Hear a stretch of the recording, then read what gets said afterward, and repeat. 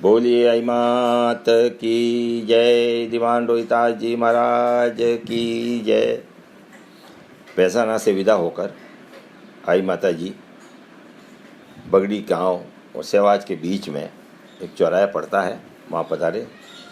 वहाँ मालन को पर्चा दिया और आज सेवाज में हालांकि सब माली हैं, उन्होंने बढ़िया बडेर बनाई है, वहाँ अखंड जोत है, उसकी प्रतिष्ठा हुई। और जहाँ मालन को पर्चा दिया था उस स्थान पर एक सुंदर सा मंदिर बन के तैयार हो गया है, जिसकी प्रतिष्ठा इस वर्ष होनी थी, पर इस महामारी के कारण उसे आगे रखा गया है। वहाँ माली समाज ने मिलके बढ़िया मंदिर बनाया। करीब 4-5 बीघा ज़मीन है जहाँ सुंदर पार्क वगैरह बन के वो जगह भी एक सुंदर बनेगी। वहाँ से माई माता जी पधार से थे तो सोजत पधारे। सोजत में राजपोल के बाहर हनुमान जी का मंदिर है, वहाँ उन्होंने विश्राम किया।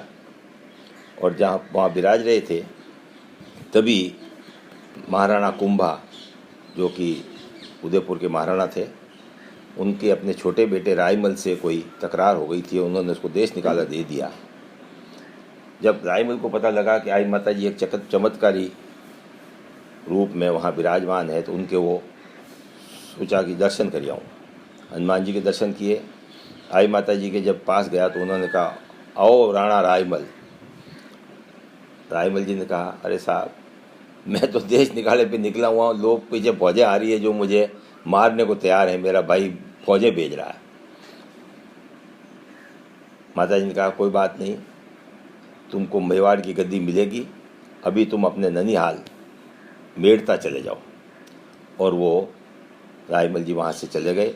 उसके बाद जो मेवाड़ की इतिहास का एक अच्छा चैप्टर नहीं है, उनके बड़े बेटे कुंभा के उदय सिंह जी ने अपने हाथ से अपने पिता का वध किया, गद्दी पर बैठ गए। वहाँ के जब उमराओं को पता लगा, सारी बात क्लियर आई, तो उन्होंने उनको हटा के और रायमल जी को वापस गद्दी पर बैठाना तय किया। वहाँ से गुप्तचर ढूंढने निकले और ढूंढते हुए मेड़ता पहुँचे और कहा, साहब आपको मेवाड़ चलना है? तो उन्होंने कहा, मेरे ये आज आशीर्वाद तो आई माता जी का ही दिया हुआ है, तो मैं पहले उनके दर्शन करूंगा सोजत में और फिर जाऊंगा। उन्होंने आए और माता जी दर्शन किए और उनको वचन दिया कि ये बात आपने मुझे गद्दी दी थी, ये बात याद रहे, इसके लिए मैं आज तांबा पत्र जारी करता हूँ। उस टाइम आपको पता होगा कि गोडवाड़ पूरा कुंभलगढ़ किला था और गोडवाड़ जो अपने यहाँ बूसी तक मारवाड़ जंक्शन तक आया हुआ, ये पूरा उदयपुर प्रांत में था। उन्होंने कहा कि गांव डायलाना में मैं जो भी व्यक्ति जो भी महाराणा पद पर बैठेगा, सबसे पहले आई माता जी के 50 बीघा ज़मीन भेंट करेगा। हालांकि 50 बीघा की वैल्यू नहीं है, पर एक परंपरा बनी। उसके बाद से जब तक गोडवाड़ आई माता मतलब उदयपुर के पास रहा, हर महाराणा ने तांबा पत्र जारी करके परवाना लिख के 50-50 बीघा आई माता जी के नाम ज़मीन भेंट की। उसी से डायलाना गांव में अपनी एक जागीर बनी और डायलाना गांव में जहां जीजीवड़ है, ऑटोमेटिकली उस वहाँ जागीर बनती चली गई। सो इस प्रकार सोजत में विराज कर आज भी हनुमान जी का मंदिर, कई गोत्र के लोगों की वहाँ जात लगती है, वो आज भी चमत्कारिक स्थान है।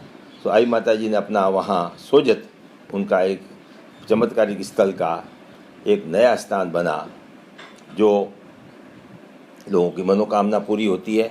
सो इस प्रकार अपन ने आई माता जी के चमत्कार की बाबत बात करी। बोली आई माता की।